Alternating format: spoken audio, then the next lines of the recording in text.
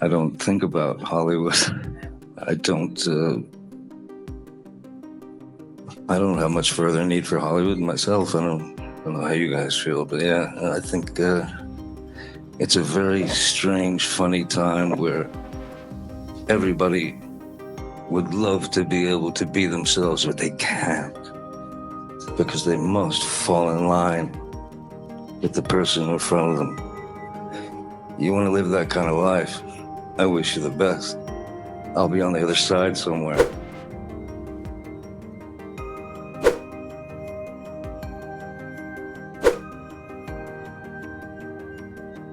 Ryan Reynolds has built a career on being Hollywood's lovable wisecracker, a guy who never takes himself too seriously and always seems to be in on the joke. He's the internet's favorite movie star, a social media king, and a self-made business mogul. His effortless charm, quick wit, and self-deprecating humor have made him one of the most adored actors in the industry.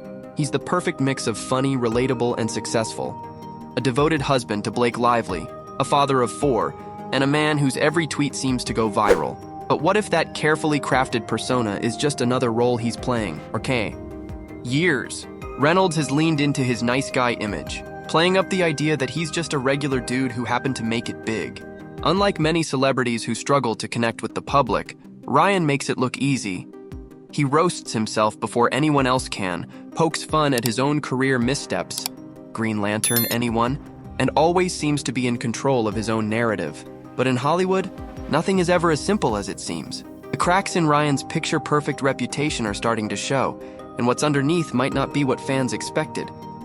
Some people in Hollywood, former co-stars, journalists, and even those who once worked closely with him, are beginning to suggest that Reynolds' public persona may be just that, a persona.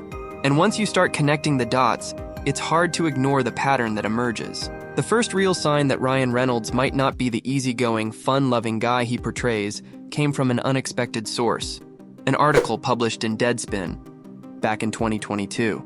At first glance, the piece seemed like another glowing tribute to Ryan's charm. But if you read between the lines, there was a different message lurking beneath the surface. The article painted Ryan as a man who had reached the top of Hollywood's social ladder and no longer felt the need to play the game. It suggested that he knew he had the money, the fame, and the public's adoration, and that now, he simply didn't care anymore. That alone might not have been enough to raise eyebrows, but when you combine it with what his Deadpool co-star TJ Miller had to say, the picture becomes a lot clearer. So I think, but he's such a good comedian that when you cover his face, he's so quick, he's so funny. So I love him as a comedian. But I think after he got super, super famous from the first Deadpool, then things kind of changed. I think he was like, see, you guys see. And then I think I don't know. I mean, would I work with him again? No. No. And I think it's weird that he hates me. And Well, I think some people. Do you know he hates We you? had a really weird moment on Deadpool where he said, let's do one more take. And everyone was like, okay. And I was like, yeah, I'm fine. And then as the character, he was like horrifically mean to me, but to me. Cathartic. As if I'm Weasel. Right. Mm-hmm. So he was like, you know what's great about you, Weasel? You're not the star, but you just, you do just enough exposition that it's funny, and then we can leave and get back to the real movie. So he's riffing. And then I got off stage and I walked over, and the whole crew was acting weird. And then I went up to Kate and I was like, that was weird, right? And she was like, of course it was fucking weird. It was insane. It was insane. Maybe he got, I think he's kind of an insecure dude. He's really nice.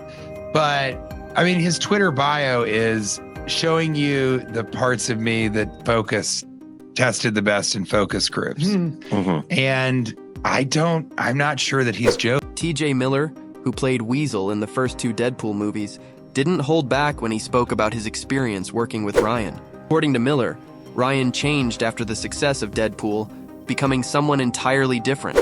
He recounted a moment on set when Ryan, while still in character as Deadpool, turned to him and started making incredibly cutting remarks. Not about the character he was playing, but about TJ himself. The insults were framed as jokes, but Miller was taken aback by how personal they felt. When the cameras stopped rolling, the energy on set shifted. The crew, normally accustomed to Ryan's humor, looked uncomfortable. Even Miller's own colleagues reassured him that what had just happened wasn't normal. That moment stuck with Miller so much that he later admitted he would never work with Ryan again. For someone whose entire brand is built on being a nice guy, that's a major red flag. And then there's Martha Stewart. Of all the people you'd expect to have something to say about Ryan Reynolds, she might not be the first name that comes to mind, but her insight is telling. In an interview, she described Ryan as not so funny in real life and emphasized that he was far more serious than people assume. While that doesn't necessarily mean anything negative on its own, it does contribute to a growing pattern. Over to my house, and you haven't been over for a while, but I know you have to invite me. But you came for Easter, and we had such a good time. It was very, very fun to have you on. And Ryan, how's Ryan? He's good. Oh, He's good. good. Yeah, Martha. When we met, Martha's like, "Oh, I know how to ride motorcycles. I'll ride with you, Ryan." That's the only woman that could creep up on my man that I would be okay with. I was like, "Go, please." Ryan Reynolds isn't the same guy when the cameras are off. That funny, down-to-earth persona may not be as natural as it seems. Now, here's where things really take a turn. Ryan has often spoken about his approach to conflict resolution, claiming it's the most valuable skill he's ever learned. He said that he actively listens, empathizes, and works to understand other people's perspectives. That's great, in theory, but if that's truly his guiding principle, then why did he reportedly summon director Justin Baldoni to his penthouse for a private scolding over a misunderstanding about Blake Lively? The incident stemmed from a question Baldoni asked Blake about her weight while preparing for a scene. Something Baldoni later explained was for safety reasons due to a past back injury. If Ryan truly practices what he preaches, wouldn't he have taken a moment to understand Baldoni's perspective before launching into an angry confrontation? Instead, Baldoni described the event as traumatic and said he had never been spoken to like that in his life. That's a far cry from Ryan's publicly stated belief in kindness and patience.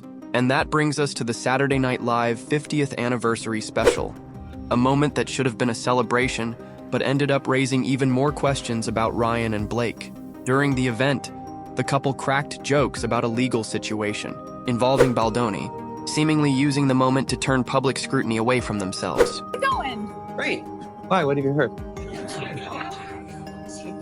People were like, dude, why are you making fun of SH about your wife at your wife's expense? But instead of winning the audience over, the stunt backfired.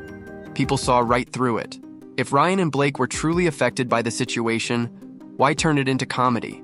It was as if they were making light of something they had previously presented as a serious issue. That kind of inconsistency only fuels speculation. Were they ever really the victims in this situation? Or were they just trying to control the narrative? And speaking of control, there have been plenty of reports suggesting that Ryan is an absolute perfectionist when it comes to his projects. That in itself isn't a bad thing. Many successful people are meticulous about their work. But there's a difference between being dedicated and being a control freak. Some who have worked with him claim that Ryan is deeply involved in every aspect of his films, to the point where he can be difficult to work with. If true, this challenges the idea that he's just a fun-loving guy who goes with the flow. Instead, it suggests someone who is hyper-aware of his image and unwilling to let anything tarnish it. So where does this leave us? The truth is, we may never fully know who the real Ryan Reynolds is.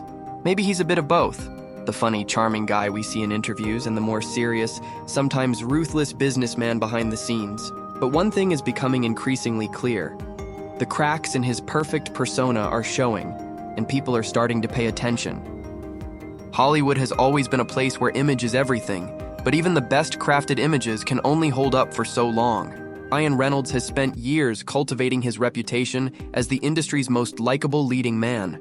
But as more people come forward with their experiences, and as more inconsistencies in his behavior come to light, the question remains, will the real Ryan Reynolds please stand up? Or has he spent so long playing the role of nice guy that he's lost sight of who he actually is? One thing is for sure, in Hollywood, no one stays untouchable forever. And if you think this story is wild, just wait until you hear what's really been happening with Blake Lively's career. There's more to this Hollywood power couple than meets the eye, and the truth might just change everything.